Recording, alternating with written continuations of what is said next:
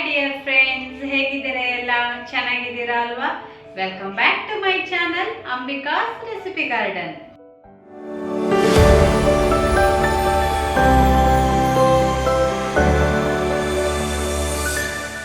ನಾನಿವತ್ತು ಸಿಂಪಲ್ ಆಗಿ ಒಂದು ಕಾಲಿಫ್ಲವರ್ ಅನ್ನ ತಗೊಂಡು ಅದರಲ್ಲಿ ಫ್ರೈ ಮಾಡೋಣ ಅಂತ ಅನ್ಕೊಂಡಿದ್ದೇನೆ, ಹೂಕೋಸಿಂದ. ಸೊ ಅದನ್ನ ಹೇಗೆ ಮಾಡೋದು, ಏನೆಲ್ಲ ಇಂಗ್ರೀಡಿಯೆಂಟ್ ಬೇಕು ಅಂತ ನೋಡ್ಕೊಂಡು ಬರೋಣ. ಕಾಲಿಫ್ಲವರ್ ಫ್ರೈ ಮಾಡಲಿಕ್ಕೆ ಬೇಕಾಗಿರುವ ಇಂಗ್ರೀಡಿಯೆಂಟ್, ಮೊದಲನೇದಾಗಿ ನಾನು ಕಾಲಿಫ್ಲವರ್ ಅನ್ನು ತಗೊಂಡಿದ್ದೇನೆ. ಇದನ್ನು ನಾನು ಹಾಫ್ ಆನ್ ಅವರ್ ಉಪ್ಪು ನೀರಲ್ಲಿ ನೆನೆಸಿ ಇಟ್ಕೊಂಡಿದ್ದೇನೆ. ಉಪ್ಪು ನೀರು ಹಾಗೂ ಸ್ವಲ್ಪ ಚಿಟಿಕೆ ಅರಿಶಿಣ ಹಾಕಿ ಸೋಕ್ ಮಾಡಿ ಇಟ್ಕೊಂಡಿದ್ದೇನೆ. ನೆಕ್ಸ್ಟ್ ನಮಗೆ ಕಡಲೆ ಹಿಟ್ಟು ಬೇಕು, ಹಾಗೆ ಆನಿಯನನ್ನು ತಗೊಂಡಿದ್ದೇನೆ. ಅದೇ ರೀತಿ ಒಗ್ಗರಣೆಗೆ ಇಲ್ಲಿ ನಾನು ಸಾಸಿವೆ ಮತ್ತು ಉದ್ದಿನ ಬೇಳೆ ಅಂದರೆ ಅದು ಸ್ಪ್ಲಿಟೆಡ್ ಅಲ್ಲ, ಇಡೀ ಉದ್ದು ಇದೆ, ಉದ್ದನ್ನು ತಗೊಂಡಿದ್ದೇನೆ. ಹಾಗೆ ಬೇವಿನ ಸೊಪ್ಪು, ಕರಿ ಲೀವ್ಸ್, ಅದೇ ರೀತಿ ಒಂದೆರಡು ತುಂಡು ಒಣಮೆಣಸು, ಅದೇ ರೀತಿ ಸ್ವಲ್ಪ ಜೀರಿಗೆನ ತಗೊಂಡಿದ್ದೇನೆ. ಹಾಗೆ ಸ್ವಲ್ಪ ಚಿಲ್ಲಿ ಪೌಡರ್, ಅದೇ ರೀತಿ ಜಿಂಜರ್ ಗಾರ್ಲಿಕ್ ಪೇಸ್ಟ್ ಮತ್ತು ಗರಂ ಮಸಾಲವನ್ನು ತಗೊಂಡಿದ್ದೇನೆ. ಹಾಗೆ ಇನ್ನೊಂದು ಇಂಗ್ರೀಡಿಯೆಂಟ್ ಇದೆ, ಇದನ್ನು ನಾವು ಸೀಕ್ರೆಟ್ ಇಂಗ್ರೀಡಿಯೆಂಟ್, ವಿಡಿಯೋ ಪೂರ್ತಿಯಾಗಿ ನೋಡ್ತಾ ಹೋಗಿ, ಆವಾಗ ನಿಮಗೆ ಗೊತ್ತಾಗ್ತದೆ.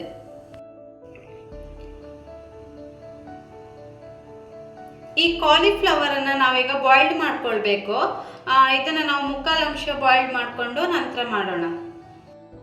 ಆಲ್ರೆಡಿ ನಾನೊಂದು ಪಾತ್ರೆಯಲ್ಲಿ ಬಿಸಿ ನೀರು, ಅದಕ್ಕೆ ಸ್ವಲ್ಪ ಅರಿಶಿಣ ಮತ್ತು ಉಪ್ಪು ಹಾಕಿ ಕುದಿಲಿಕ್ಕೆ ಬಿಟ್ಟಿದ್ದೇನೆ. ಅದಕ್ಕೆ ಈಗ ಕಾಲಿಫ್ಲವರನ್ನು ಹಾಕ್ಕೊಂಡು ಬೇಯಿಸ್ಕೊಳ್ಳುವ. ಇದೊಂದು ಮುಕ್ಕಾಲು ಅಂಶ ಬೇಯಬೇಕು. ಬಾಯ್ಲ್ಡ್ ಆಗಿದೆ. ಇದನ್ನು ಇನ್ನು ನಾವು ಡ್ರೈನ್ ಮಾಡ್ಕೊಳ್ಳೋಣ. ನೀರನ್ನು ನಾನು ಡ್ರೈನ್ ಮಾಡಿ ಕಾಲಿಫ್ಲವರನ್ನು ತಗೊಂಡಿದ್ದೇನೆ.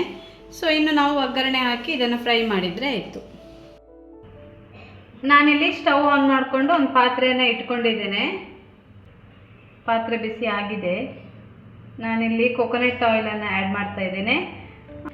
ಎಣ್ಣೆ ಕಾದಿದೆ. ಸೊ ನಾನೀಗ ತಗೊಂಡಿರುವಂತಹ ಸಾಸಿವೆ ಮತ್ತು ಉದ್ದನ್ನು ಹಾಕ್ಕೊಳ್ತಾ ಇದ್ದೆ. ಇದಾದ ನಂತರ ನಾನು ಕರಿಬೇವನ್ನು ಹಾಕ್ಕೊಳ್ತಾ ಇದ್ದೇನೆ. ಹಾಗೆ ಒಣಮೆಣಸು ಮತ್ತು ಜೀರಿಗೆಯನ್ನು ಸಹ ಆ್ಯಡ್ ಮಾಡ್ಕೊಳ್ತಾ ಇದ್ದೇನೆ.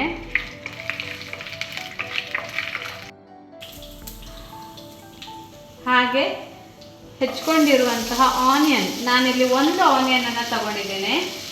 ಆನಿಯನನ್ನು ಸಹ ಆ್ಯಡ್ ಮಾಡ್ತಾ ಇದ್ದೇನೆ. ಇದು ಜಾಸ್ತಿ ಬೇಯಬೇಕಂತ ಏನಿಲ್ಲ, ಆನಿಯನ್ ಫ್ರೈ ಆಗಬೇಕು ಸರಿಯಾಗಿ ಅಂತ ಇಲ್ಲ. ಇದರ ಜೊತೆಗೇ ನಾವೀಗ ಡ್ರೈನ್ ಮಾಡಿ ಇಟ್ಕೊಂಡಿರುವಂಥ ಕಾಲಿಫ್ಲವರನ್ನು ಆ್ಯಡ್ ಮಾಡ್ಕೊಳ್ಬೋದು. ಹಾಗೆ ನಾನಿಲ್ಲಿ ಜಿಂಜರ್ ಗಾರ್ಲಿಕ್ ಪೇಸ್ಟ್ ತಗೊಂಡಿದ್ದೇನಲ್ಲ, ಅದನ್ನು ಹಾಕ್ಕೊಳ್ತಾ ಇದ್ದೇನೆ. ಸ್ವಲ್ಪ ಹೊತ್ತು ಫ್ರೈ ಮಾಡ್ಕೊಳ್ಳೋಣ. ಇದು ಸರಿಯಾಗಿ ಫ್ರೈ ಆಗಿದೆ. ಈ ಟೈಮಲ್ಲಿ ನಾವು ಕಾಲಿಫ್ಲವರನ್ನು ಆ್ಯಡ್ ಮಾಡ್ಕೊಳ್ತೇನೆ.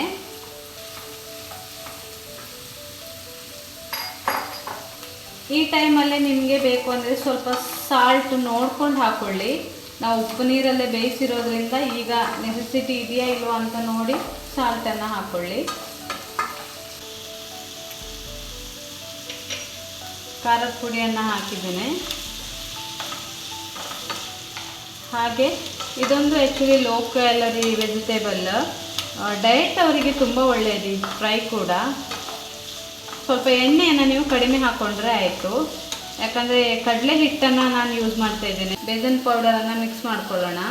ಫ್ಲೇಮನ್ನು ಸಣ್ಣ ಉರಿಯಲ್ಲೇ ಇಟ್ಕೊಳ್ಳಿ, ಯಾವುದೇ ಕಾರಣಕ್ಕೂ ದೊಡ್ಡ ಉರಿ ಮಾಡ್ಕೊಳ್ಬೇಡಿ. ತುಂಬ ಚೆನ್ನಾಗಿ ಬರುತ್ತೆ, ತುಂಬ ಟೇಸ್ಟಿಯಾಗಿ ಬರುತ್ತೆ. ಏನು ಜಾಸ್ತಿ ಇಂಗ್ರೀಡಿಯೆಂಟ್ ಕೂಡ ಇಲ್ಲ.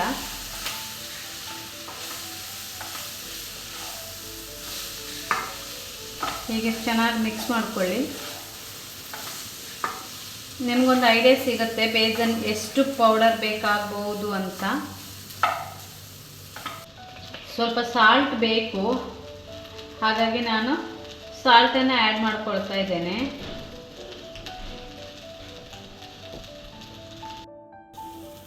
ನಾನು ಹಾಕಿರೋ ಚಿಲ್ಲಿ ಪೌಡರಲ್ಲಿ ಧನಿಯಾ ಪೌಡರು ಮತ್ತು ಜೀರಾ ಪೌಡರ್ ಮಿಕ್ಸ್ ಇದೆ, ಹಾಗಾಗಿ ನಾನು ಹಾಕೊತಾ ಇಲ್ಲ ಇಲ್ಲಿ ಧನಿಯಾ ಮತ್ತು ಜೀರಾ.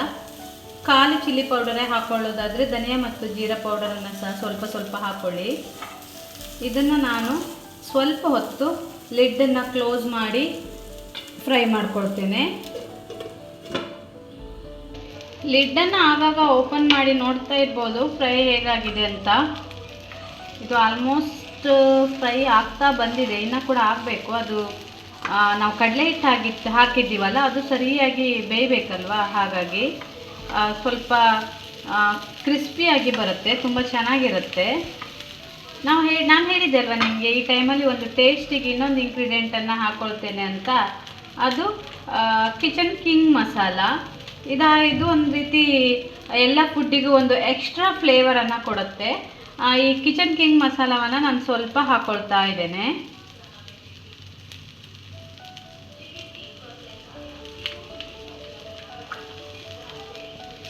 ಅದನ್ನು ಹಾಕಿ ಚಂದ ಮಾಡಿ ಮಗ್ಚ್ಕೊಳ್ಳುವ.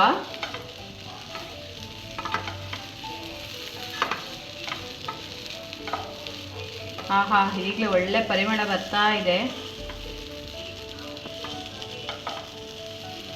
ಈಗ ಪುನಃ ಸ್ವಲ್ಪ ಹೊತ್ತು ಮುಚ್ಚಿಡೋಣ, ಇಲ್ಲ ಓಪನ್ ಆಗಿ ಹೀಗೆ ಇದ್ರೂ ಓಕೆ.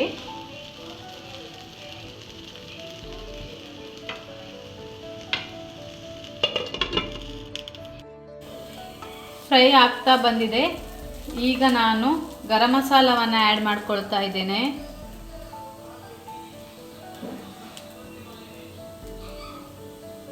ಗರಂ ಮಸಾಲವನ್ನು ಹಾಕಿ ಸ್ವಲ್ಪ ಹೊತ್ತು ನೀಟಾಗಿ ಮಗ್ಚಿ ಇಟ್ಕೊಳ್ಳೋಣ. ಇದನ್ನು ಹೀಗೆ ಸ್ವಲ್ಪ ಹೊತ್ತು ಮುಚ್ಚಿಡೋಣ, ಅದು ನೀಟಾಗಿ ನಿಧಾನಕ್ಕೆ ಬೇಯಲಿ, ಆಯಿತಾ? ಫ್ರೈ ಆಗುತ್ತೆ, ಸ್ವಲ್ಪ ಬ್ರೌನ್ ಕಲರ್ ಬರಬೇಕು, ಆಗ ತೆಗೆಯೋಣ. ನೋಡಿ, ಇದು ಇವಾಗ ಆಗಿದೆ. ಈ ಥರನೇ ಬ್ರೌನಿಶ್ ಆಗಿ ಕ್ರಿಸ್ಪಿಯಾಗಿ ಬರಬೇಕು, ಆಗ ಟೇಸ್ಟ್ ತುಂಬ ಚೆನ್ನಾಗಿರುತ್ತೆ. ಇವಾಗ ಇದು ರೆಡಿಯಾಗಿದೆ. ನಾನೀಗ ಸ್ಟವನ್ನು ಆಫ್ ಮಾಡ್ಕೊಳ್ತಾ ಇದ್ದೇನೆ.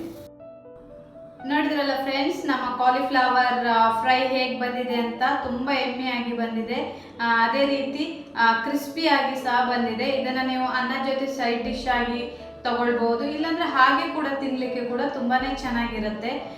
ಡಯಟ್ ಮಾಡುವವರಿಗೆ ಒಂದು ಒಳ್ಳೆ ರೆಸಿಪಿ ಇದು. ಸೊ ಇದನ್ನು ನೀವು ನಿಮ್ಮ ಮನೆಯಲ್ಲಿ ಮಾಡಿ ತಿನ್ನಿ, ಅದೇ ರೀತಿ ನನಗೆ ಕಮೆಂಟ್ ಮಾಡಿ. ಈ ರೆಸಿಪಿ ನಿಮಗೆ ಇಷ್ಟ ಆದರೆ ನನ್ನ ವಿಡಿಯೋವನ್ನು ಶೇರ್ ಮಾಡಿ, ಲೈಕ್ ಮಾಡಿ, ಸಬ್ಸ್ಕ್ರೈಬ್ ಮಾಡಿ. ಅದೇ ರೀತಿ ಪಕ್ಕದಲ್ಲಿರುವಂತಹ ಬೆಲ್ ಐಕಾನನ್ನು ಪ್ರೆಸ್ ಮಾಡಿ. ಇದರಿಂದಾಗಿ ನಿಮಗೆ ನನ್ನ ಮುಂದಿನ ಎಲ್ಲ ವಿಡಿಯೋಗಳ ನೋಟಿಫಿಕೇಶನ್ ಬರ್ತದೆ. ಹಾಗೆ ನನ್ನ ವಿಡಿಯೋವನ್ನು ನಿಮ್ಮ ಫ್ಯಾಮಿಲಿ ಆ್ಯಂಡ್ ಫ್ರೆಂಡ್ಸ್ ಜೊತೆಲೆಲ್ಲ ಶೇರ್ ಮಾಡಿ. ನನ್ನ ಚಾನಲನ್ನು ನೋಡ್ತಾ ಇರೋದಕ್ಕಾಗಿ thank you so much. Keep watching and keep supporting me. Thank you.